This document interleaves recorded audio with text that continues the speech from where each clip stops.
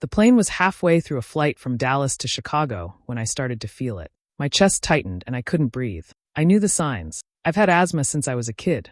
I reached into my bag with shaking hands, searching for my inhaler. I was gasping, my vision starting to blur. Then something happened that I still can't believe. My sister, Savannah, who was sitting right next to me, snatched the inhaler from my hand. At first, I thought she was trying to help. But then she stood up, pointed at me, and yelled, "She's not sick. She's faking it. She's high on drugs." Everything froze around me. The people near us turned to look. I tried to speak, to explain, but I couldn't get any words out. My lungs felt like they were on fire. I reached again for the inhaler, but Savannah pulled back and handed it to a flight attendant, saying, "She's dangerous. Look at her."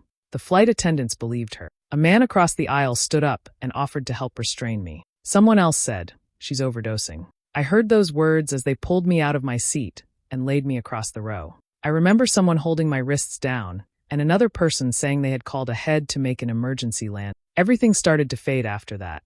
I remember trying to breathe, feeling like I was dying, and seeing Savannah standing there with her phone out like she was recording the whole thing. When I woke up, I was in a hospital bed with wires attached to me. My throat was sore, and my chest still hurt. A nurse told me the plane had landed early and paramedics had taken me straight off. They ran tests and told me I had suffered a severe asthma attack, not a drug overdose.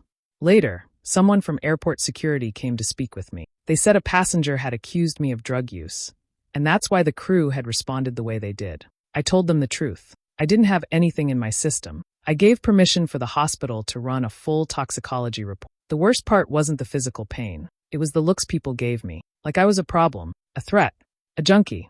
My own sister had done this to me in front of a plane full of strangers. When I checked my phone, I saw messages from family. Most of them said, "What happened?" But some just said, "You embarrassed everyone." No one asked if I was okay. No one blamed Savannah. I lay there in that hospital bed, humiliated, shaking, and alone, wondering what I had done to deserve this. I had trusted her. I thought she wanted to make things right between us. Instead, she nearly killed me. Growing up, my sister Savannah was always the favorite. Everyone in the family called her the perfect one. She got good grades, smiled at the right times, and knew exactly how to make people laugh. My parents praised her for everything. If she cleaned her room, they acted like she deserved a medal. If I did the same, they barely noticed. I was the quiet one. I did well in school, but no one cared. If I ever spoke up, they said I was being dramatic. If I cried, they said I was too sensitive. Savannah could do no wrong, and I could do nothing right. It wasn't that I didn't try. I worked hard, helped around the house, stayed out of trouble. But no matter what I did, I was always compared to her. The comparisons never stopped. Savannah was good at pretending. Around adults, she was polite and sweet. Behind closed doors, she was cold and mean. She would lie and twist stories, and somehow, everyone believed her. If we got into a fight, she would cry and tell our mom I had yelled at her. I would get grounded, even if she started it. My mom used to say, "Why can't you be more like your sister?" I hated hearing that. It made me feel small and invisible. In school, she did the same thing. Teachers loved her. She smiled, raised her hand, and pretended to care. Meanwhile, she bullied kids who couldn't stand up for themselves. If someone said something, she would flip the story and make it seem like she was the victim. I once saw her get a girl kicked out of a club because she didn't like the girl's shoes. People didn't see how fake she could be because Savannah was charming. That was her weapon. She could make people like her and believe her without trying too hard. Even her boyfriends didn't know who she really was. She dated a guy in high school who tried to break up with her, and the next day, she spread a rumor that he had cheated. He lost all his friends, and Savannah moved on like nothing happened. She laughed about it later, like it was just a game. I remember thinking, if she can do that to someone she says she loves, what could she do to me? The flight we were on wasn't just a vacation. It was supposed to be a way to fix things. A few weeks before, there had been a huge fight at home. I told my parents I was tired of how they treated me. I said I wanted space. They told me I was overreacting. Savannah said she wanted to take me on a trip, just the two of us, to clear the air. She said she wanted to make peace, and for some reason, I believed her. I didn't really want to go, but I thought maybe she meant it. Maybe this time, she really wanted to be sisters again. Now I wonder if that was just part of her plan too. I was in the hospital for a day. The doctors ran all the tests. They checked my blood, asked questions, and gave me medicine to help my breathing. I was scared, tired, and embarrassed. But in the end, they told me what I already knew. I hadn't taken any drugs. It was a normal asthma attack. They gave me papers to prove it. I thought once I showed everyone the truth, things would get better. I was wrong.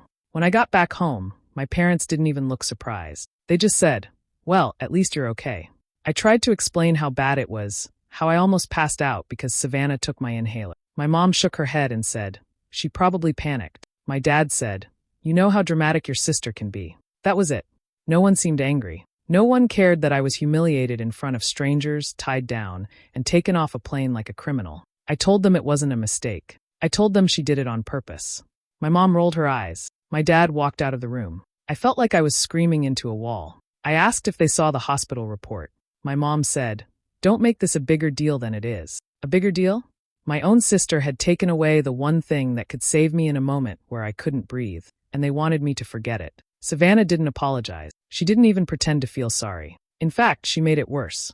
A few days later, I found a TikTok she posted. She filmed herself telling the story to her followers, acting like it was some kind of joke. She laughed as she said, "You guys, this girl next to me on a flight started freaking out. I thought she was on something. I had to tell the flight crew." She added fake gasps and giggles like it was a comedy story. Then, the worst part, she showed a blurry photo of me being helped off the plane and wrote, "The druggie on the plane." My hands were shaking when I saw it. I couldn't breathe again, not from asthma this time, but from rage. I reported the video, but it had already gotten likes and comments. People were laughing. They thought it was a real story. They thought I was some stranger. They didn't know she was talking about her own sister. I sent her a message asking her to take it down. She didn't reply. I told my parents about the video. My mom said, "You know Savannah, she jokes too much." My dad told me to just block her if I didn't like it. No one saw it for what it was. A cruel act. A lie that could have killed me. Not one person asked how I felt. I couldn't believe it. I wasn't just hurt. I was angry. Something in me changed after that. I knew I couldn't trust them anymore. Not Savannah. Not my parents.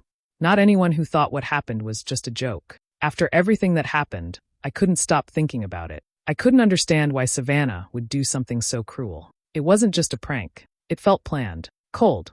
I kept asking myself, who would take someone's inhaler during an asthma attack? Who would lie like that and then laugh about it online? The more I thought about it, the more I realized something wasn't right. I started thinking back, trying to remember other times Savannah had hurt people. I remembered a girl from our high school. She used to be one of Savannah's closest friends. Then one day, they weren't speaking. Savannah told everyone the girl had been spreading rumors.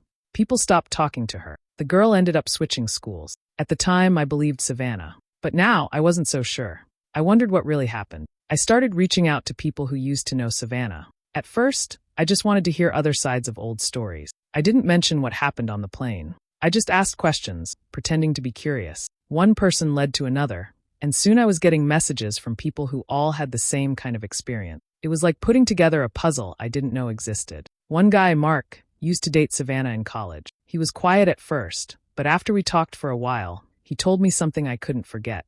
He said Savannah had once accused him of stealing her laptop. She cried in front of their friends, called the police, and made him look guilty. She even told their landlord. He said he was almost kicked out of his apartment. A week later, the laptop magically showed up under her bed. She laughed and said she must have forgotten it was there. No one apologized to him. He said she did things like that all the time. She would lie, twist the truth, and play the victim. Then she would smile and act innocent. He said he tried to warn people, but no one listened. She was too good at pretending. I started thinking back to my own life. I remembered moments I had pushed aside. Like the time Savannah told our aunt I broke her necklace, even though I had never touched it. Or the time she told my friend I was talking behind her back, just to make me lose her. I always made excuses. I thought maybe it was just bad luck or small mistakes. But now it all made sense. She didn't just make bad choices. She made them on purpose.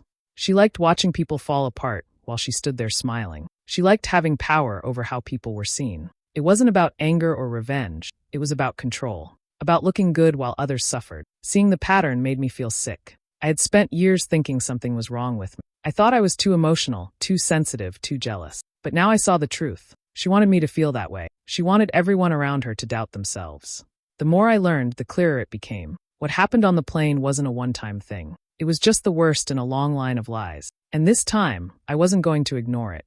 I thought if I showed people the truth, they would understand. I gathered messages, screenshots, even voice recordings from people Savannah had lied to or hurt in the past. I printed out everything. I sat down with my parents and tried to explain. I showed them everything I had. I told them about the stories I had heard, the people Savannah had tricked before. I expected them to be shocked or at least concerned. But they weren't. My mom looked through the papers without saying much. My dad glanced at one page, then put it down. They both seemed more annoyed than surprised. My mom finally said, This just sounds like gossip. Maybe you're reading too much into it. My dad added, you've always been jealous of Savannah. You're just trying to make her look bad. I couldn't believe it. I told them I wasn't jealous, I was scared.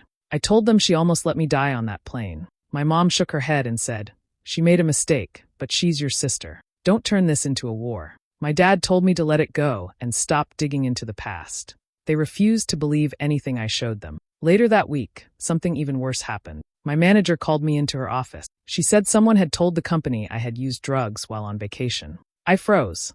I asked who said it, but she wouldn't tell me. She just said it came from someone close, and that the company took it seriously. I explained that it wasn't true, that I had medical records from the hospital. She asked for proof. I gave her the papers, but the damage was already done. She said I could keep my job for now, but I was on notice. I walked out of that meeting feeling sick. I knew Savannah had done it. She was trying to ruin me one piece at a time. After that, people started acting different. Friends I had known for years stopped answering my texts. One friend said she didn't want to get caught in the middle. Another told me maybe I should just apologize to Savannah and move on. I asked, apologize for what? She didn't answer. It felt like I was losing everyone. People who used to trust me were now giving me strange looks. They didn't say anything out loud, but I could tell they had heard the story Savannah was spreading. Maybe they didn't believe all of it, but they weren't willing to stand by me either. I cried alone in my room most nights. Not just because I was angry, but because I felt completely alone. My family didn't believe me. My boss thought I was a risk. My friends had turned their backs. I kept thinking, what else can I do? I had the truth. I had the proof, but none of it seemed to matter. That's when I realized something important. Talking wouldn't fix this.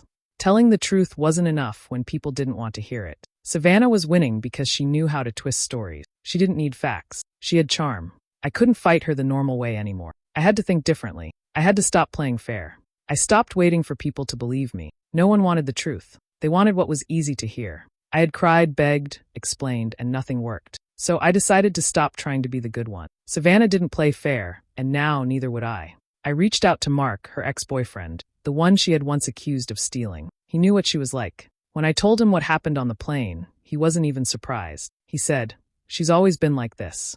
People just don't see it. I told him I wanted to stop her, but I couldn't do it alone. He said he was in. Then I called an old friend of mine, Lila. She was good with tech, really good. She helped people recover deleted messages and even catch cheating partners. I told her everything. At first, she thought it was just a family fight. But after she watched Savannah's TikTok and saw the hospital report, her face changed. Okay, she said. Let's ruin her. We made a plan. I didn't want something small. I wanted something smart. Something that would make Savannah fall into her own trap. We started by creating fake accounts. One of them was made to look like a new beauty brand. We filled it with fake posts, real-looking logos, and even a website. It looked just like any other small business trying to grow. We followed Savannah's account and sent her a message. Hi, we love your content. Would you be open to a paid partnership? She replied right away. Savannah always wanted to be famous. She bought followers, copied other people's videos, and posted edited photos of herself to look richer than she was. So when she saw the message, she jumped at it. We told her that the brand would pay her to post a video using their new product. We even made a fake contract. Lila made sure it looked real. We also told her we needed a behind-the-scenes video to share on the brand's page later. She sent a clip of herself talking about how excited she was. She said, "This is going to make me blow up. These people have no idea who they're dealing with." That clip was gold. Meanwhile, Lila and Mark were tracking everything. We saved every message, every voice note, every fake claim she made about working with big brands. We set up a hidden page on the fake website where we posted the clip, along with screenshots of all her lies. We shared it with a few real influencers. One of them posted it to their story with the caption, "Be careful who you work with." It spread fast. I didn't say anything at first. I just watched. Savannah started getting messages asking about the brand. People noticed the followers she bought. Someone pointed out her pictures were stolen. A few of her posts got flagged. She made a video trying to explain, but it only made things worse. She had walked right into it, and I was just getting started. Everything moved fast after the fake brand video started to spread. At first, Savannah didn't take it seriously. She laughed it off and said people were jealous. She made a post saying, "Haters gonna hate," and added a few laughing emojis. But it didn't stop. More people started looking at her page closely. They began asking questions she couldn't answer. Someone pointed out that one of her brand deals looked fake. Another person found out that the photos she posted weren't hers. They came from other influencers. Soon, more screenshots came out. One showed her lying about working with a skincare brand. Another showed a conversation where she tried to charge money for promoting a product she had never even used. People online started to put everything together. A popular TikTok account made a video calling her a fraud influencer. It went viral.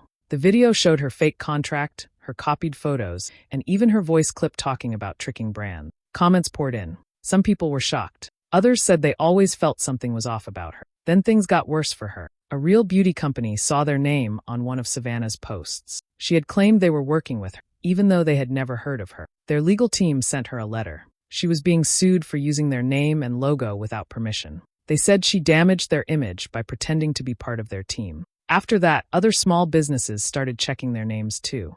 One of them found Savannah using their products in a fake giveaway. They spoke out on Instagram, saying they never agreed to anything. She tried to delete the posts, but people already had screenshots. Her follower count started to drop. People unfollowed her in huge numbers. A few of her old friends posted stories saying they didn't support lies and wouldn't be working with her anymore. A girl who once copied everything Savannah wore now blocked her. She was losing people fast.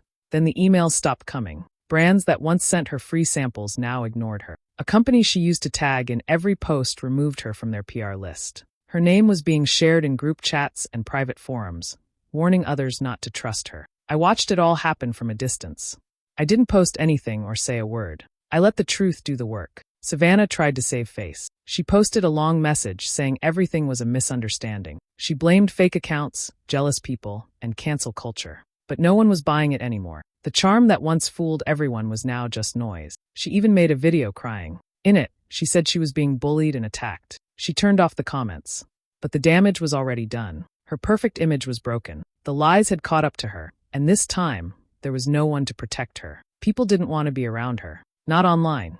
Not in real life. Her name was a joke in the circles she once ruled. And all I had to do was let her show the world who she really was. After everything that happened online, I decided it was time to tell the rest of the family. I had stayed quiet for too long. My parents didn't believe me, but I hoped someone else might. I gathered everything, my hospital papers, messages, recordings, and screenshots from people Savannah had lied to. I put it all in one file and sent it to my aunts, uncles, and cousins. At first, no one said much.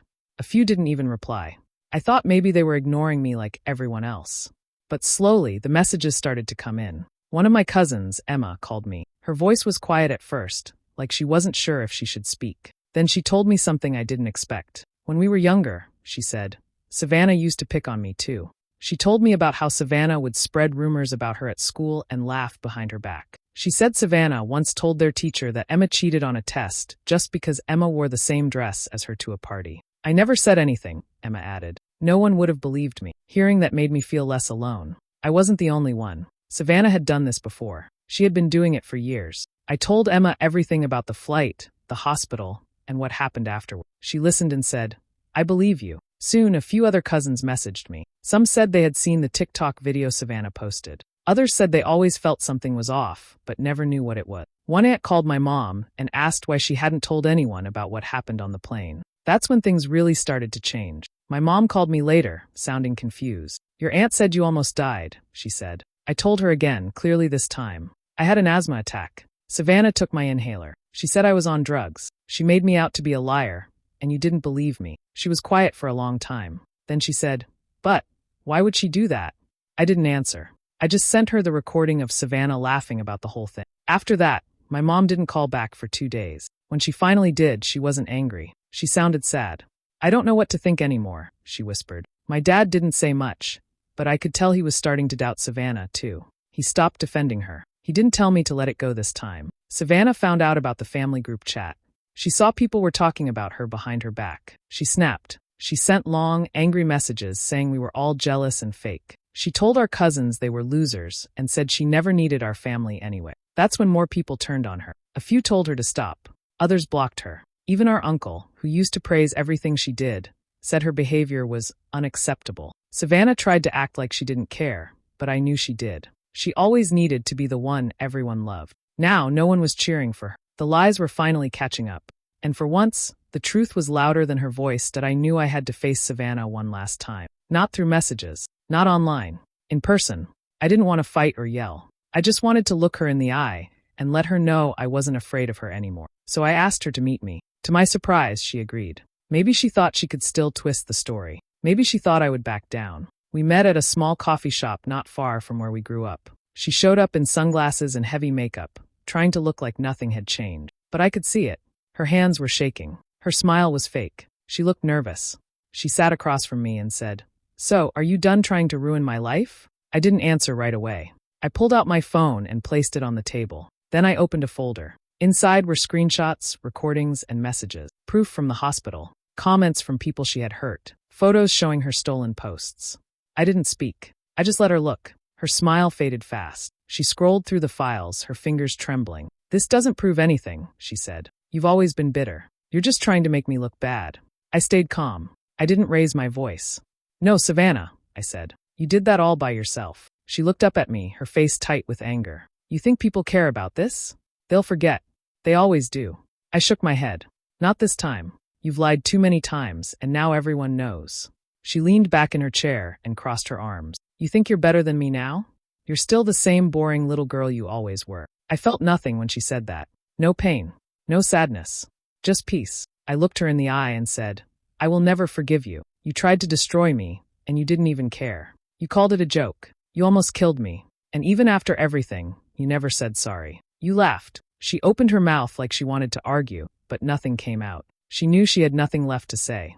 I stood up and picked up my phone. "It's over," I said. "You don't control the story anymore. People know who you are now." She stayed sitting, looking small for the first time in her life. I turned and walked out of the coffee shop without looking back. Later that night, I saw she had posted a video. She tried to act like everything was fine. She said she was taking a break for her mental health. She blamed haters and said the internet was full of lies. But the comments told a different story. No one believed her anymore. People were asking for the truth. Some called her a fake. Others said they had unfollowed her. She turned off the comments again. Her world was falling apart, and there was nothing she could do to stop it. Her charm, her lies, her perfect mask. None of it worked anymore. She had spent her whole life trying to stay on top, but now she was finally slipping. And I didn't need to shout. I didn't need revenge with fire. The truth was enough. I stopped talking to Savannah. I blocked her number, deleted her from every app, and made sure she had no way to reach me. I didn't want another fake apology or another lie. I didn't want to hear her voice ever again. I also stopped sharing details of my life with my parents. I didn't cut them off completely, but I stopped trusting them with my feeling. If they asked how I was, I just said, "Fine." That was enough. I began going to therapy. At first, I was quiet. I didn't know what to say or where to begin. But my therapist was patient. Slowly, I started talking. I told her about my childhood, the pain, the lies, the way no one believed me. She listened. She never told me I was overreacting. She helped me see that none of this was my fault, that it was okay to walk away from people who hurt me, even if they were family. In therapy, I learned how to protect myself. I learned to say no. I stopped feeling guilty when I set limits. I stopped explaining myself to people who didn't deserve answers. I also started paying attention to signs. When someone lied or twisted things, I didn't make excuses for them. I trusted my gut. One day, I decided to write about what had happened, not for revenge, but for myself. I didn't use real names. I posted it online under a fake username. I just wanted to let it out. I told the story in simple words, the way it happened. I shared how it felt when no one believed me, how I found my voice again, and how I finally let go. I didn't expect anyone to care, but people did. Some left kind comments. Some said they went through something similar. Others said they finally felt less alone. Writing helped. It reminded me that my voice mattered, that my pain wasn't invisible. I kept writing, not about Savannah, but about healing, about finding peace. It felt like opening a window after years in a locked room. Life started to feel lighter. I took long walks. I drank tea. I listened to music that didn't remind me of anything. I laughed again, not loud or often, but real. I stopped waiting for people to understand me. I understood myself now, and that was enough. Sometimes I still remember her face on that plane, the way she smiled when I couldn't breathe. That memory stays with me, not to hurt me, but to remind me why I'll never go back. She lost her followers, her fake brand deals, her good name. I lost my trust, my voice for a while, and my peace, but I got them back. Now I live my life quietly, without her shadow over me. I may have asthma, but now she's the one gasping for air. I took back control of my life, cut off the people who hurt me, and finally started healing. Maybe some will say it was too much. Maybe others will understand why I did it. Either way, I'm finally at peace. Let me know your thoughts in the comments. And if you want to hear more real stories like this, don't forget to subscribe and hit the notification bell so you never miss an update.